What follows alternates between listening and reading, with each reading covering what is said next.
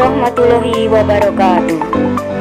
Selamat berjumpa kembali di pembelajaran bahasa Indonesia kelas 9. Semoga semuanya dalam keadaan sehat dan selalu semangat untuk terus belajar. Pada pertemuan ini kita akan membahas materi struktur dan kebahasaan teks cerpen. Struktur cerpen.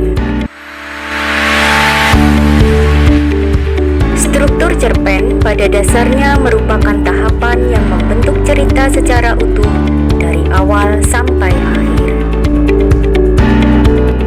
Dalam unsur cerpen, struktur cerpen ini berada atau masuk di dalam alur cerita.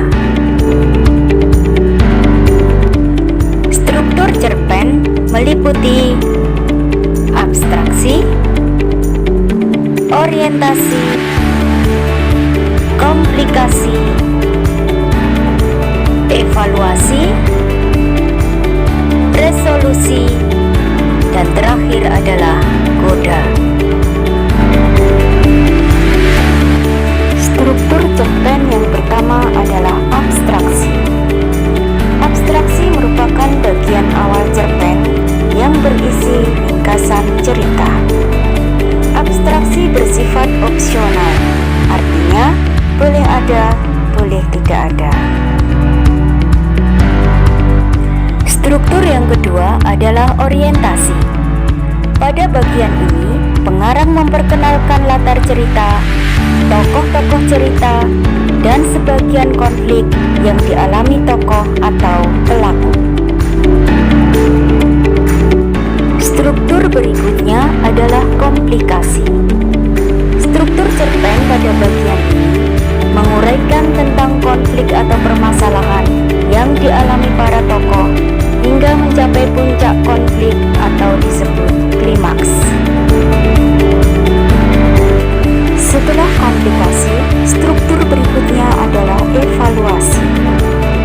Dalam struktur ini, konflik atau permasalahan yang dialami para tokoh sudah menemukan jalan keluar atau solusi. Dengan demikian, konflik pun mulai mereda. Struktur selanjutnya yaitu resolusi. Pada bagian resolusi, cerita berada pada titik akhir atau ending. Semua konflik antar tokoh telah selesai. Di bagian ini akan diketahui akhir dari suatu cerita. Apakah berakhir bahagia, senang, atau bahkan berakhir dengan kesedihan. Struktur terakhir dalam cerpen adalah koda. Struktur ini bersifat opsional seperti abstraksi.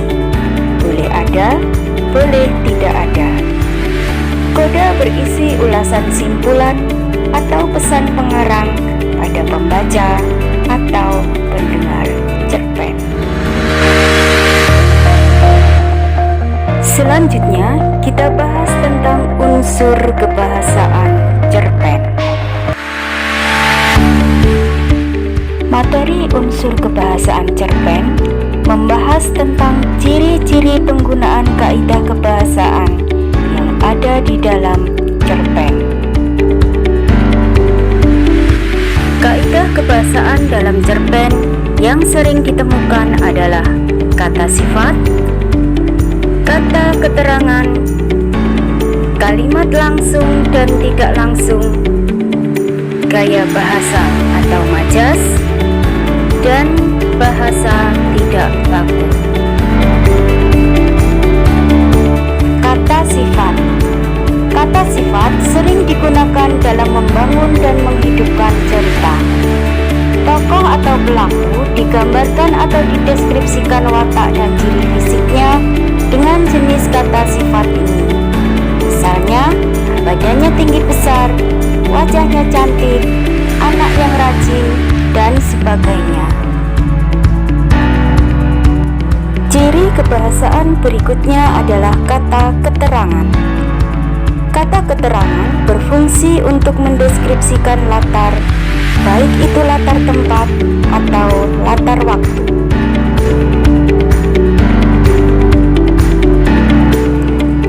kebahasaan selanjutnya yaitu kalimat langsung dan kalimat tidak langsung.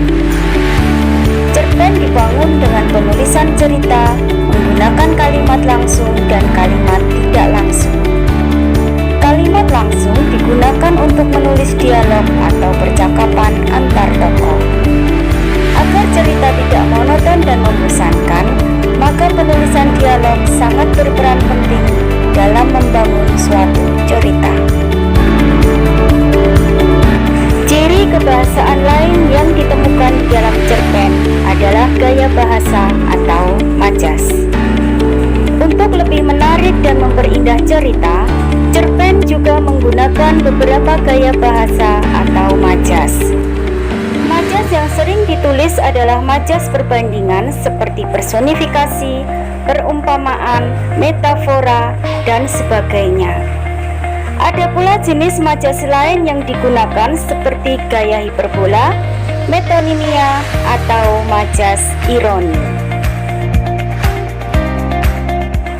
Ciri kebahasaan terakhir yang ditemukan adalah ragam bahasa tidak baku.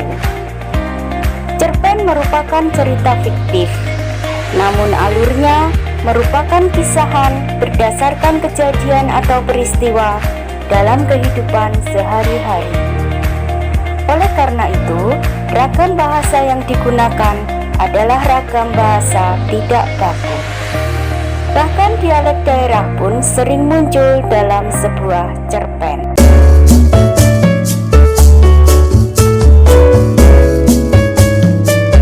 Demikian pembahasan materi, struktur, dan unsur kebahasaan teks cerpen. Semoga bisa dipahami dengan baik. Sampai bertemu lagi di pembelajaran berikutnya. Wassalamualaikum warahmatullahi wabarakatuh.